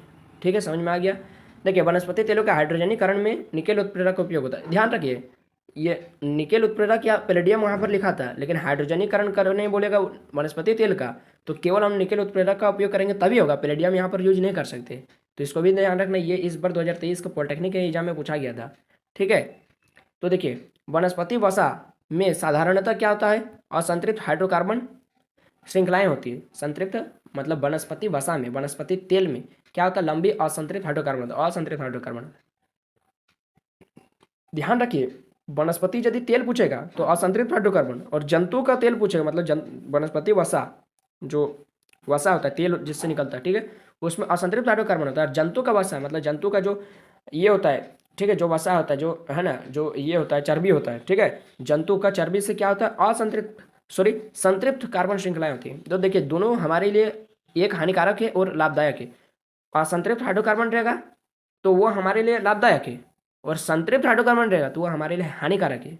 इसलिए देखिएगा आपने कई सारे प्रचार विज्ञापनों में देखा होगा कि तेल का जब विज्ञापन होता है तो वहाँ पर लिखा रहता है कि कच्चे खाने का शुद्ध तेल जो स्वास्थ्य के लिए स्वास्थ्यवर्धक होता है। और वहीं हम लोग बात करेंगे, ठीक है, यानी वनस्पति तेल में क्या होता है, असंतृप्त हाइड्रोकार्बन होता है जो हमारे लिए लाभदायक है। और जंतु वसा, जो जंतु के चर्बी में संतृप्त हाइड्रोकार्बन होता है, संतृप्त मतलब सिंगल बॉन्ड वाला, वो हमारे लिए बहुत ज़्यादा हानिकारक है। जंतु वसा में जो संतृप्त वसा अम्ल होते हैं, वसा अम्ल होते, वो स्वास्थ्य के लिए हानिकारक माने जाते हैं। तो ये आपको ध्यान रखना है। असंतृप्त रहेगा तो वो हमारे लिए लाभदायक है, संतृप्त बोलेगा तो वो हमारे लिए हानिकारक है। याद रहेगा ना? ठीक है, देखिए वनस्पति तेल से वनस्पति घी बनाने के लिए हम लोग केवल निकेल उत्प्रेरक का ही उपयोग कर सकते हैं। ठीक है, जिसको हम लोग हाइड्रोजनीकरण बोलते हैं स्पेशली। देखिए अब प्रतिस्थापन अभिक्रिया आता है, ये भी काफ़ी ज़्यादा इंपॉर्टेंट, काफ़ी ज़्यादा क्लास 10 के लिए। ठीक है, संकलन अभिक्रिया और प्रतिस्थापन अभिक्रिया। आपके एग्जाम में यही दो के लिए 5 नंबर पूछ देता है, 5 नंबर दे देता है। केवल आपको संकलन अभिक्रिया लिखना है, एक उदाहरण दे देना है, ये वाला वनस्पति तेल से वनस्पति घी निर्माण कर देना है, या फिर एल्किन से वो बना दे रहा है निकल की उपस्थिति में, ठीक है। और दूसरा प्रतिस्थापन अभिक्रिया, दोनों को जोड़ कर दे देता है, ठीक है। देखिए क्या होगा प्रतिस्थापन अभिक्रिया या सब्स्टिट्यूशन रिएक्शन। तो ये पहले भी हमने पढ़ा था कि वैसी रासायनिक अभिक्रिया जिसके अभिकारक, ठीक है, तो वैसी रासायनिक अभिक्रियाएं जिनके अभिकारक परमाणु या परमाणुओं के समूह यौगिक के परमाणु या परमाणुओं के समूह को विस्थापित कर देते हैं या फिर उसका स्थान ग्रहण कर लेते हैं, उसे प्रतिस्थापन अभिक्रिया कहते हैं। जैसे नहीं समझ में आया, देखिए जैसे मान लेते हैं FeSO4 है, ठीक है, FeSO4 है, ठीक है, और यहाँ पर हम ला देते हैं मैग्नीशियम को, ठीक है। तो यहाँ पर क्या करेगा, मैग्नीशियम को ला देते हैं, तो मैग्नीशियम क्या करेगा, मैग्नीशियम SO4 बना देगा, ठीक है, प्लस Fe को अलग कर देगा। तो इसका मतलब क्या है, देखिए यहाँ पर अभिकारक, तो अभिकारक में जो FeSO4 प्लस Mg है, ठीक है, ये अभिकारक है दो को, में क्या होगा परमाणु या परमाणुओं के समूह, जैसे यहाँ पर परमाणु कौन है Mg है और ये परमाणु का समूह कौन है FeSO4 है। तो Mg क्या है, परमाणु है, तो ये करता है यौगिक है, तो यहाँ पर यौगिक कौन है बोलिए, तो FeSO4 है ना Mg है। खुद बोलेंगे कि FeSO जो बड़ा रहता है वो यौगिक रहता है, जो छोटा रहता है मतलब जो केवल अकेले रहता है वो तत्व होता है, परमाणु होता है, ठीक है। तो Mg क्या करता है, Mg हम लोग जानते हैं कि आयरन से ज़्यादा अभिक्रियाशील होता है ना, हमने पिछला चैप्टर में ही पढ़ा था, जो जो क्रियाशील समूह जो होता है ना, सक्रियता श्रेणी, उसमें हम लोग देखे थे कि मैग्नीशियम क्या होता है, आयरन से ज़्यादा अभिक्रियाशील होता है। तो मैग्नीशियम क्या करेगा, FeSO4 का यौगिक को में Fe को उसके यौगिक से विस्थापित कर देता है और उसका जगह पर खुद बैठ जाता है। तो यही वाला वहाँ पर लिखा है, उसका स्थान खुद ग्रहण कर लेता है, तो इसको प्रतिस्थापन अभिक्रिया कहते हैं, सब्स्टिट्यूशन रिएक्शन कहते हैं। तो संकलन अभिक्रिया इसका नाम क्यों पड़ा, मतलब तो फिर इसका यहाँ पर ज़्यादा विशेष किया यहाँ पर दिखाया गया। तो यहाँ पर इसका विशेषता यही है कि यह अभिक्रिया प्रायः संतृप्त हाइड्रोकार्बन के साथ होती है, ठीक है, केवल संतृप्त हाइड्रोकार्बन के ही साथ यह अभिक्रिया होगी, ठीक है। और संतृप्त हाइड्रोकार्बन ने, जैसे यहाँ पर देखिए नीचे में उदाहरण दिया है, जैसे नीचे में उदाहरण दिया गया है, देखिए मीथेन, मीथेन बोलिए ना संतृप्त है ना असंतृप्त है, हाँ मीथेन संतृप्त है। तो मीथेन क्या करता है, देखिए क्लोरीन के साथ अभिक्रिया, मतलब ये अभिक्रिया केवल आपका संतृप्त के ही साथ होगा, असंतृप्त के साथ नहीं होगा, मतलब एल्किन या एल्काइन के साथ नहीं होगा, ठीक है। तो देखिए क्या होगा कि इतना तो समझ गए कि यह अभी संकलन अभिक्रिया, अपने दिमाग में छाप लीजिए कि संकलन अभिक्रिया केवल संतृप्त हाइड्रोकार्बन के साथ ही होता है, ठीक, इतना याद हो गया। तो इस अभिक्रिया में क्या होता है, संतृप्त हाइड्रोकार्बन को, देखिए हमने क्या पढ़ा था कि संतृप्त हाइड्रोकार्बन जो होते हैं है ना, एल्केन जो होते हैं वो बहुत कम क्रियाशील होते हैं। हमने शुरू से ही यही पढ़ के आ रहे हैं, हम शुरू से ही यही पढ़ के आ रहे हैं कि जो आपका संतृप्त हाइड्रोकार्बन है वो सबसे कम विक्रियाशील होता है। एल्किन और एल्काइन जो आपका होता है असंतृप्त हाइड्रोकार्बन, वो उस एल्केन की तुलना में ज़्यादा क्रियाशील होते हैं।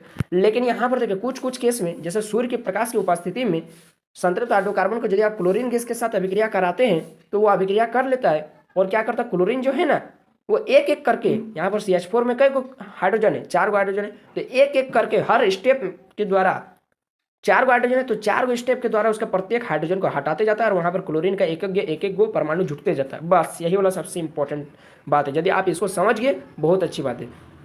क्या करता है, हम लोग जानते हैं कि एल्केन मतलब जो संतृप्त हाइड्रोकार्बन होते हैं वो ज़्यादा अभिक्रियाशील नहीं होते हैं, मतलब न के बराबर अभिक्रियाशील होते हैं। लेकिन कुछ परिस्थिति में, जैसे सूर्य के प्रकाश की उपस्थिति में यदि हम क्लोरीन गैस के साथ एल्केन को रिएक्ट करवाते हैं तो क्लोरीन क्या करता है, संतृप्त हाइड्रोकार्बन से एक एक करके हाइड्रोजन को प्रतिस्थापित कर देता है और वहाँ पर खुद का स्थान ग्रहण कर लेता है एक एक करके। तो इस अभिक्रिया को हम लोग क्या बोलते हैं, संकलन अभिक्रिया कहते हैं। जैसे देखिए 4 गो हाइड्रोजन था, 4 गो हाइड्रोजन हटाने के लिए यहाँ पर देखिए 4 बार क्लोरीन आया, गिन के देख लीजिए 1 2 3 4। तो देखिए लास्ट में CH4 है, एक क्लोरीन आ गया। तो HNU क्या है, हम लोग पहला ही चैप्टर में आपको बताए थे कि सूर्य के प्रकाश को हम लोग HNU से भी डिनोट कर सकते हैं, HNU, ठीक है, HNU।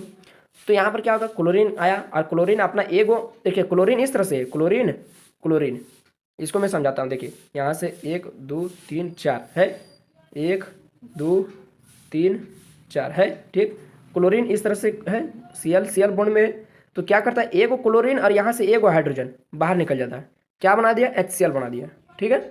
और यहाँ पर ये जो एगो क्लोरीन बचा वो यहाँ पर जाके जुड़ जाता है, तो क्या हो गया, CH3Cl हो गया। देखिए CH3Cl, समझ गया। इसी तरह से फिर आएगा क्लोरीन, इसका एगो हाइड्रोजन को हटा देगा, है ना, यहाँ पर Cl है ये, ठीक है, यहाँ पर Cl है ये। अब दूसरा स्टेप में तो यहाँ पर फिर HCl बाहर निकल जाएगा और यहाँ पर तब 2 गो क्लोरीन होगा, CH2Cl2, क्योंकि यहाँ पर 2 गो हाइड्रोजन है और 2 गो क्लोरीन। फिर आएगा, इसको हटा देगा तो CH Cl3 हो जाएगा, फिर आएगा एगो, फिर हाइड्रोजन का हटा देगा तो CCl4 लास्ट में बन जाएगा आपका CCl4 प्लस HCl चारों तरफ बनते जाएगा। ठीक है, तो देखिए ये अभिक्रिया मोस्ट इंपॉर्टेंट है। ठीक है, इसको तो आप रिविजन जरूर कर लीजिएगा। किसी यौगिक का क्लोरीन के साथ अभिक्रिया को हम लोग क्लोरीनेशन भी बोलते हैं। ठीक है, ये देखिए जैसे क्लोरीन के साथ अभिक्रिया कराएगा तो उसको क्लोरीनेशन बोलेंगे, ब्रोमीन के साथ रिएक्शन करेगा तो उसको ब्रोमिनेशन बोलेंगे। ठीक है, यानी इस अभिक्रिया को हैलोजिनेशन कहते हैं। क्या बोलते हैं? हैलोजिनेशन कहते हैं, जिसमें हैलोजन का कोई तत्व या परमाणु आता है और अभिक्रिया करता है। चलिए इतना समझ में आ गया, आगे बढ़ते हैं। ठीक है, काफ़ी अच्छा लग रहा है पढ़कर। ठीक है, इथेनॉल कमरे के ताप पर द्रवावस्था में होता है। इथेनॉल अल्कोहल है तो कमरे के ताप पर क्या होता है? तरल अवस्था में होता है, द्रवावस्था में होता है। सबसे मोस्ट इंपॉर्टेंट चीज़ क्या है पॉलिटेक्निक की दृष्टि से? इथेनॉल का, शुद्ध इथेनॉल का गलनांक पूछ देता है। ठीक है, शुद्ध इथेनॉल का क्या पूछ देता है? यहाँ पर शायद लिखे होंगे मैंने, है ना। सबसे पहले ही तो मैंने आपको लिख के बताया था कि यहाँ पर शुद्ध इथेनॉल का गलनांक कितना होता है? 290 केल्विन होता है। ठीक है, शुद्ध इथेनोइक अम्ल, वो सॉरी इथेनोइक अम्ल का था, ये इथेनॉल का है। ठीक है, इथेनोइक अम्ल का था और ये इथेनॉल का है। तो इथेनॉल का गलनांक कितना आता है? 156 केल्विन। और क्वथनांक जिस ताप पर वो पिघलने लगता है, गलनांक मतलब जिस ताप पर गलने लगे, तो 156 केल्विन टेम्परेचर देंगे तो वो गलने लगेगा, और 351 केल्विन यदि आप टेम्परेचर दे देंगे तो वो पिघलने लगेगा। ठीक है, समझ में आ गया? इथेनॉल का गलनांक कितना होता है? 156 केल्विन। क्वथनांक कितना होता है? 351 केल्विन। याद रहेगा ना? चलिए ठीक है, आगे बढ़ते हैं। वो मैंने जो बताया था वो इथेनोइक अम्ल का था। ठीक है, एसिटिक एसिड का 290 केल्विन। सामान्यतः इथेनॉल को अल्कोहल भी बोला जाता है सामान्यतः। ठीक है, साधारण भाषा में बोलचाल में हम लोग इथेनॉल को ही अल्कोहल बोलते हैं। ठीक है, ये भी पूछ सकता है यदि 1 नंबर में, तो आप लिख दीजिएगा। उसके बाद देखिए, तनु इथेनॉल की थोड़ी सी भी मात्रा यदि आप ले लेंगे तो नशा आ जाता है। तनु इथेनॉल का, ठीक है, तनु इथेनॉल का मतलब जिसमें केवल इथेनॉल है, पानी नहीं है। ठीक है, तो उसका थोड़ी सी भी यदि मात्रा ले लेंगे तो आपको तुरंत नशा आ सकता है। ये तो इथेनॉल का बात हुआ, अभी आगे और भी आएगा, उसमें भी पता चलेगा कि उसका यदि थोड़ा सा मात्रा ले लेंगे ना तो डायरेक्ट मृत्यु हो जाएगा, आने वाला एक चीज़। ठीक है, अभी मैं बाद में बताऊंगा। देखिए, इथेनॉल की अभिक्रिया किसी किसी के साथ करते हैं, जैसे हम लोग इथेनॉल को सोडियम के साथ करा देते हैं। सोडियम क्या है? काफ़ी ज़्यादा रिएक्टिव तत्व है, एलिमेंट है। तो यदि हम लोग इथेनॉल को, देखिए यहाँ पर CH3 CH2OH ये इथेनॉल है, इसको यदि हम लोग सोडियम धातु के साथ अभिक्रिया करा देंगे तो क्या बनाएगा? सोडियम का एथॉक्साइड बनाएगा या फिर सोडियम एसीटेट बनाएगा, सोडियम इथॉक्साइड बनाएगा। ठीक है, ये हो गया। तो देखिए ये हो गया। देखिए CH3 CH2 यहाँ पर H हट जाएगा और यहाँ पर Na आ गया। ठीक है, H हट जाएगा, Na आ गया यहाँ पर, तो यहाँ पर CH3 CH2O Na हो गया। ठीक है, CH3 CH2O Na हो गया, जिसको हम लोग क्या बोलते हैं? सोडियम इथॉक्साइड बोलते हैं। और यहाँ पर हाइड्रोजन गैस अलग हो गया। ठीक है, ठीक है। देखिए उसके बाद इथेनॉल को यदि हम लोग गर्म करेंगे सांद्र में, ठीक है, गर्म करेंगे सांद्र में, तो क्या होगा? वो क्या टेम्परेचर भी देना पड़ेगा, जैसे 443 केल्विन टेम्परेचर देंगे और H2SO4 के प्रेजेंस में। ये ध्यान दीजिए, यदि H2SO4 नहीं देंगे तो फिर ये अभिक्रिया नहीं होगा। H2SO4 ताकि देते हैं ताकि उसका निर्जलीकरण हो सके, मतलब वहाँ से हम लोग यहाँ पर देखिए अगर आप इसको ध्यान से देखेंगे CH3 CH2OH, तो बोलिए यहाँ पर वाटर का मोलिक्यूल है क्या नहीं? अब खुद बोलिए, वाटर का मतलब पानी का मात्रा है क्या नहीं? तो जाहिर सी बात है कि OH जहाँ हमको देखने को मिल गया वहाँ पर पानी जरूर होगा।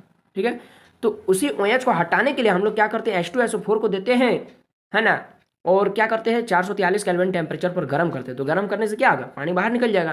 तो पानी देखिए यहाँ पर बाहर निकल गया, और जाहिर सी बात है कि क्या बचा है अब?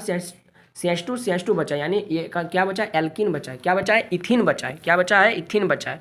ठीक है, तो H2SO4 क्या है? यहाँ पर निर्जलीय कारक है, जो पानी को बाहर निकालने वाला कारक है, पानी को बाहर निकालने वाला एजेंट है। ठीक है, समझ में आ रहा है? देखिए मैंने आपको बताया था कि इथेनॉल यदि आप लेंगे, इथेनॉल की थोड़ी सी मात्रा लेंगे तनु इथेनॉल की, तो केवल आपको नशा आ सकता है तुरंत। और यदि आप मिथेनॉल ले लेंगे, सबसे खतरनाक मिथेनॉल, ठीक है, मिथेनॉल का सूत्र क्या होता है? CH3OH होता है। और इथेनॉल का सूत्र क्या होता है? CH3 CH2OH। ये इथेनॉल का होता है और ये मिथेनॉल का होता है, मिथेनॉल का, और ये इथेनॉल का होता है। ठीक है, तो मिथेनॉल की थोड़ी सी भी मात्रा लेने से क्या होगा? तुरंत मृत्यु हो सकती है व्यक्ति की, मिथेनॉल की थोड़ी सी भी मात्रा लेने पर। इसलिए मिथेनॉल का हम लोग उपयोग नहीं करते। हाँ, मिथेनॉल में कुछ चीज़ मिला देते हैं, ठीक है, तब हम लोग उसका उपयोग कर सकते हैं। यकृत में मिथेनॉल ऑक्सीकृत होकर मिथेनॉल बनाता है, मतलब एल्डिहाइड बनाता है, और मिथेनॉल चाक्षुष तंत्रिकाओं, जो आँख की तंत्रिकाओं होती है, उसको प्रभावित करती है, जिससे आप अंधे भी हो सकते हैं, जिससे व्यक्ति अंधा भी हो सकता है। देख रहे हैं ना कितना खतरनाक है मिथेनॉल? यकृत में यानी आपका लीवर में जाएगा मिथेनॉल, और वहाँ से पानी से मिलेगा, मतलब ऑक्सीजन से मिलेगा, आपका कोशिकाओं में जो ऑक्सीजन है वहाँ से मिलेगा मिथेनॉल तुरंत, और मिलकर एल्डिहाइड बना देगा। मतलब देखिए फंक्शनल ग्रुप चेंज हो रहा है तुरंत, अल्कोहल था अब वो एल्डिहाइड बन गया। और ये जो एल्डिहाइड है वो डायरेक्ट जाएगा आपका तंत्रिका कोशिकाओं द्वारा आंख के तंत्रिकाओं में, और आंख के तंत्रिकाओं में जाकर आपका प्रभाव दिखाने लगेगा, जिससे व्यक्ति की मृत्यु भी हो सकती है और व्यक्ति तुरंत अंधा भी हो सकता है। बस यही वाला सबसे खतरनाक चीज़ है। ठीक है, तो मिथेनॉल का उपयोग नहीं करना है, ना ही इथेनॉल का, मतलब अल्कोहल का तो सेवन करना ही नहीं है। ठीक है बच्चों, देखिए अल्कोहल की पहचान आप कैसे करेंगे? तो अल्कोहल की पहचान करने के लिए इसमें रंजक मिलाकर इसका रंग नीला बना दिया जाता है, इसे विकृत अल्कोहल कहा जाता है। ठीक है, मतलब देखे होंगे अगर आप लोग अल्कोहल, तो वो थोड़ा थोड़ा नीला कलर का दिखता है, मतलब पानी जैसा दिखता है, इसलिए जब उसके अंदर में हम लोग पानी भी मिला देते हैं ना, तो कोई पहचान नहीं पाता है कि अल्कोहल है ना पानी है। ठीक है, मतलब उसका दोनों का रंग नीला होता है। तो अल्कोहल की पहचान करने के लिए कुछ रंजक मिलाया जाता है, जिससे उसका रंग नीला बना दिया जाता है, और इस तरह के अल्कोहल को हम लोग क्या बोलते हैं? विकृत अल्कोहल बोलते हैं। ठीक है, समझ में आ रहा है? उसके बाद देखिए जो गन्ना होता है ना, वो सूर्य के प्रकाश को रासायनिक ऊर्जा में बदल सकता है। देखिए काफ़ी ज़्यादा इंपॉर्टेंट है ना, इसको जरूर याद रखना है। ये मैंने इस तरह तीर का निशान नहीं दिया, भूल गया हूँ। ठीक है, तो देखिए गन्ना जो है ना, जो ये प्राकृतिक चीज़ है। ठीक है, गन्ना प्राकृतिक है, जो प्रकृति में उगता है, जो हम लोग उगा सकते हैं। तो गन्ना, ठीक है, इससे क्या होगा? सूर्य की प्रकाश को, ये जो सूर्य का प्रकाश जो सोलर एनर्जी है, उसको ये क्या करता है? रासायनिक एनर्जी में बना सकता है, यानी केमिकल एनर्जी में कन्वर्ट कर सकता है। सोलर एनर्जी को केमिकल एनर्जी में कन्वर्ट करने वाला एक प्राकृतिक स्रोत क्या है? गन्ना। ठीक है, एक प्राकृतिक नेचुरल रिसोर्स क्या है? गन्ना। ठीक है, शुगर कैन। ठीक है, समझ में आ रहा है? देखिए एसिटिक अम्ल के 3 से 4% विलियन को सिरका कहते हैं। देखिए ये जो है ना, ये वाला एनसीईआरटी बुक में, देखिए एनसीईआरटी बुक में ये 3 से 4% दिया क्लास 10 का।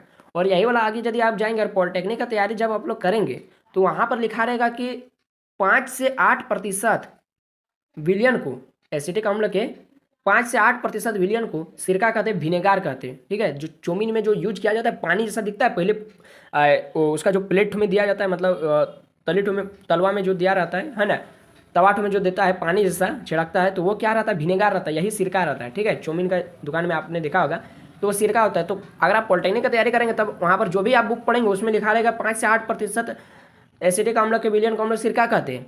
लेकिन आपका क्लास 10 का बेसिस पे ही पॉलिटेक्निक एग्जाम होता है ना, तो वहाँ पर देखिए क्लास 10 का एनसीईआरटी बुक में खुद दिया है कि 3 से 4% विलियन को हम लोग सिरका बोलते हैं। अगर आप नेट में भी सर्च करेंगे तो आपको 5 से 8% दिखाएगा, कहाँ है पता नहीं, हमको भी नहीं पता है। ठीक है, तो आप दोनों को याद रख लीजिए, जो आपका ऑप्शन में रहेगा उसी को टिक करना है। ठीक है, तो देखिए शुद्ध इथेनोइक अम्ल, मैंने ऊपर में भी सबसे पहले भी आपको बताया था और यहाँ पर भी आ गया कि शुद्ध इथेनोइक अम्ल, ठीक है, शुद्ध एसिटिक एसिड का गलनांक कितना होता है? 290 केल्विन। ये आपका पॉलिटेक्निक एमपी एग्जाम में पूछता है। ठीक है, देखिए शुद्ध इथेनोइक अम्ल को ग्लेशियल एसिटिक एसिड भी बोलते हैं, ग्लेशियल एसिटिक अम्ल भी बोलते हैं। ठीक है, शुद्ध एसिटिक एसिड को ग्लेशियल एसिटिक एसिड भी बोलते हैं। ठीक है, याद रहेगा ना? ठीक, देखिए उसके बाद देखिए कार्बोक्सिलिक अम्ल एवं अल्कोहल की अभिक्रिया से एस्टर बनता है। ठीक है, कौन कौन? कार्बोक्सिलिक अम्ल मतलब कोई अम्ल है, ठीक है, और अल्कोहल कोई अल्कोहल है, और दोनों को अभिक्रिया करा देंगे। ठीक है, तो एस्टर बनेगा। क्या बनेगा? एस्टर बनेगा, ईस्टर बनेगा। इस अभिक्रिया को क्या बोलते हैं हम लोग? ईस्टरीकरण कहते हैं। ठीक है, एस्टरीफिकेशन कहते हैं। तो मतलब एसिड और अल्कोहल, एसिड और अल्कोहल के बनने से ईस्टर का फॉर्मेशन होता है। इस अभिक्रिया को हम लोग क्या बोलते हैं? ईस्टरीकरण या एस्टरीफिकेशन कहते हैं। कार्बोक्सिलिक अम्ल और अल्कोहल का प्रेजेंस में होने वाली अभिक्रिया से एस्टर का निर्माण होता है। इस अभिक्रिया को एस्टरीकरण कहते हैं, एस्टरीफिकेशन कहते हैं। समझ में आ गया? अब इसी को उल्टा कर दीजिए, इसी को उल्टा कर दीजिए।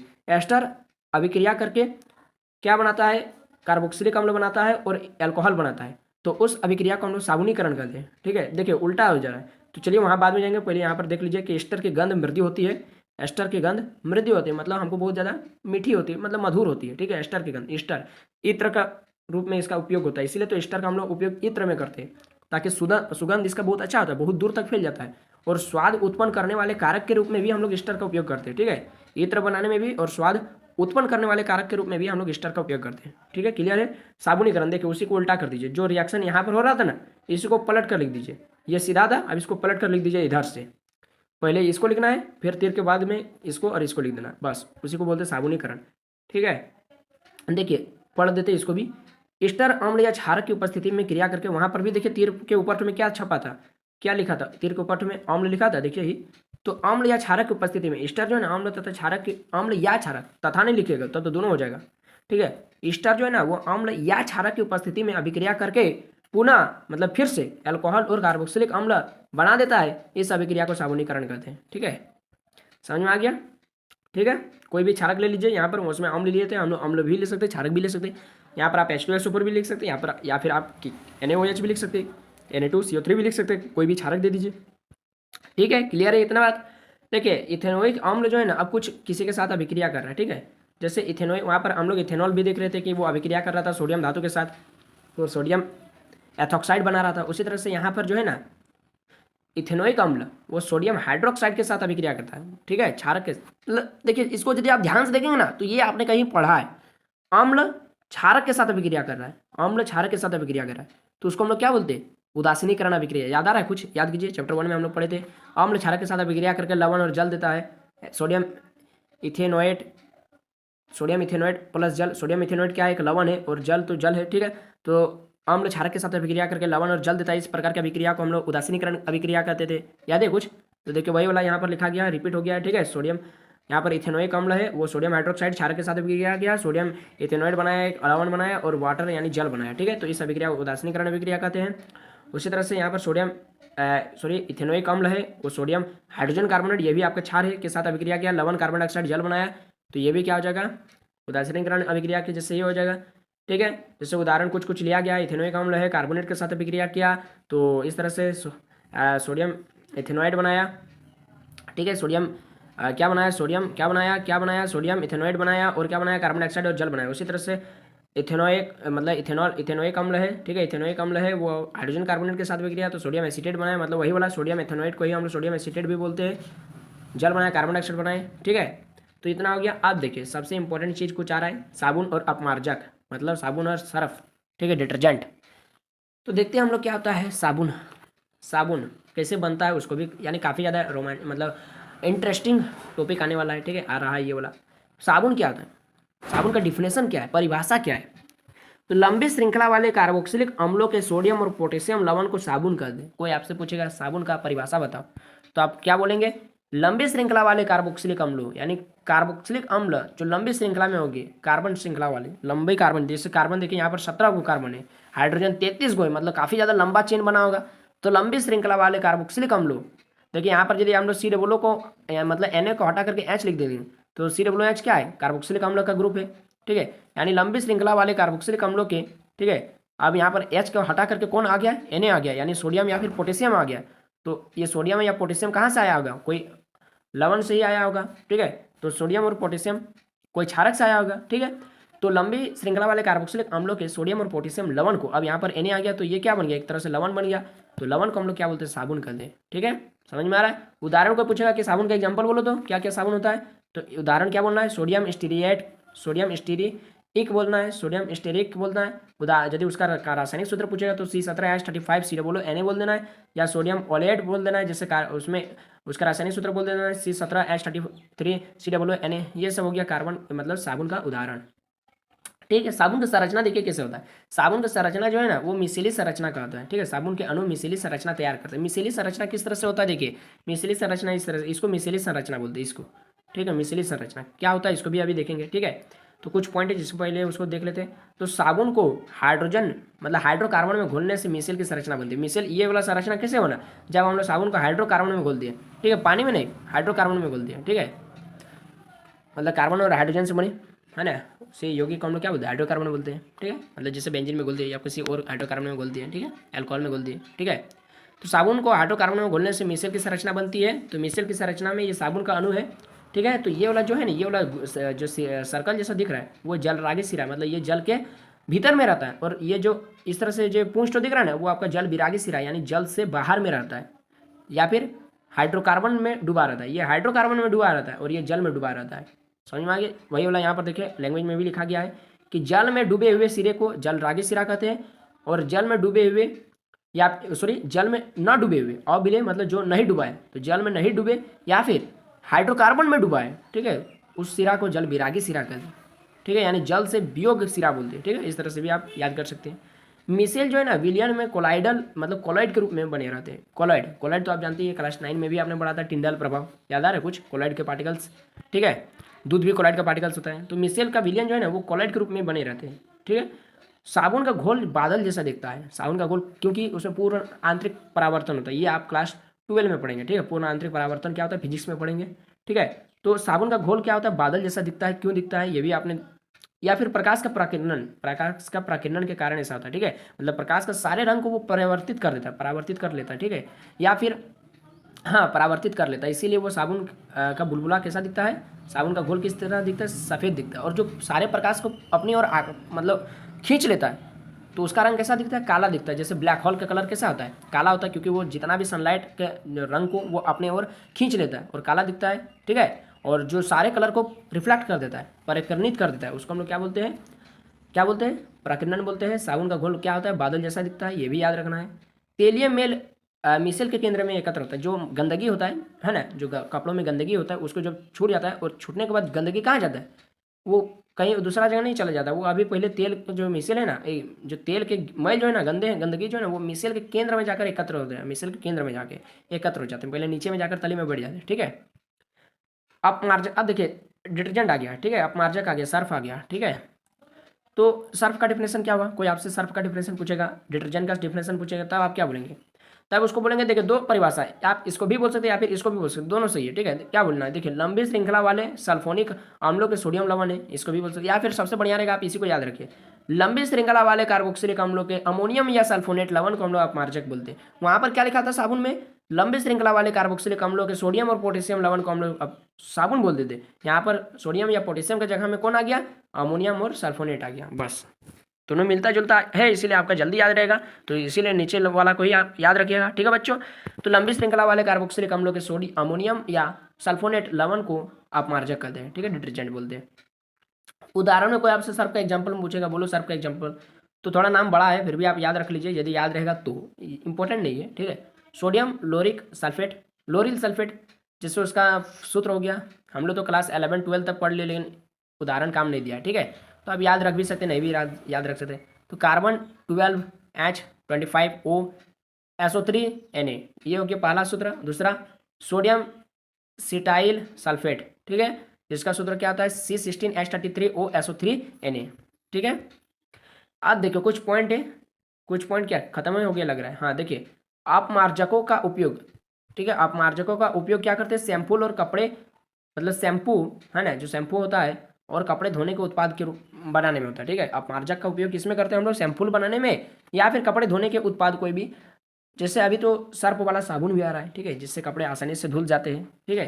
तो अपमार्जकों का उपयोग शैम्पू एवं कपड़े धोने के उत्पाद बनाने में होता है। अब मैं आपको एक इंपॉर्टेंट चीज़ बताता हूँ, ठीक है, जो काफ़ी ज़्यादा इंपॉर्टेंट है, इसको केवल आपको याद रखना है, ठीक है। कठोर जल में कौन अच्छा तरीके से धुलाई कर सकता है, मतलब कपड़ा को अच्छा तरीके से कौन धुलाई कर सकता है कठोर जल में, न साबुन न सर्फ, बोलो बोलिए कौन कौन कर सकता है, कठोर जल में अच्छी तरह से धुलाई कौन कर सकता है, कपड़े को मैल से कौन मुक्त कर सकता है, छुटा सकता है, ठीक है, अपमार्जक या फिर साबुन, बोलिए, थोड़ा दिमाग लगाइए, क्या होगा, साबुन। देखिए कठोर जल में ये अभिक्रिया, तो देखिए कठोर जल में क्या होता है, जल में मैग्नीशियम और कैल्शियम का आयन होते हैं, ठीक है। तो वो क्या करते हैं, साबुन के जो अभी हमने सूत्र देखा था ऊपर में, तो साबुन क्या करता है, ठीक है, वो क्या करता है, वो मैग्नीशियम या कैल्शियम के आयन से जुड़ता है और वो दूसरा कुछ उत्पाद बना देता है, जो पीपीटी यानी वो अवक्षेप बना देता है, और अवक्षेप वो और ज़्यादा गंदगी ला देता है, वो गंदगी को छुटाता नहीं है, ठीक है। तो साबुन जो है ना, वो कठोर जल में साफ सफाई नहीं दे सकता अच्छा, तो वहीं हम लोग उसका जगह में क्या करेंगे, अपमार्जक का उपयोग करेंगे। अपमार्जक क्या करता है, कठोर जल के साथ कोई अभिक्रिया नहीं करता है, वहाँ पर उसको कैल्शियम आयन है चाहे मैग्नीशियम आयन, उससे कोई लेना देना नहीं है, उसका काम है कपड़े के मैल को छुटाना, बस वो वही करता है। तो इसीलिए कभी भी ये सवाल पूछेगा कि कठोर जल में कौन अच्छा तरीके से धुलाई दे सकता है, साबुन न अपमार्जक, तो आपको हमेशा टिक मारना है अपमार्जक, ठीक है।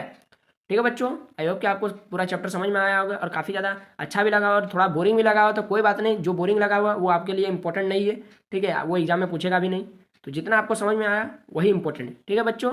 तो ये वीडियो आई होप कि आपको बहुत अच्छा लगा होगा, अगर वीडियो अच्छा लगा तो लाइक करें, अपने दोस्तों में शेयर कीजिए वीडियो को और उन तक भी पहुँचाइए जो क्लास 10 के स्टूडेंट है, ताकि उन चैप्टर नंबर 4 तक हम लोग पहुँच चुके हैं, तो बहुत जल्दी हम लोग केमिस्ट्री को खत्म कर देंगे, उसके बाद हम लोग मैथ में आएंगे, ठीक है। और इसके लिए मैं आपका नोमेनक्लेचर जो नामकरण है उसको बोर्ड में जरूर बताऊंगा, ठीक है। इसका पीडीएफ मैं आपको टेलीग्राम ग्रुप में सेंड कर दूंगा, ठीक है। तो बस अभी के लिए इतना ही, जय हिंद, वंदे मातरम।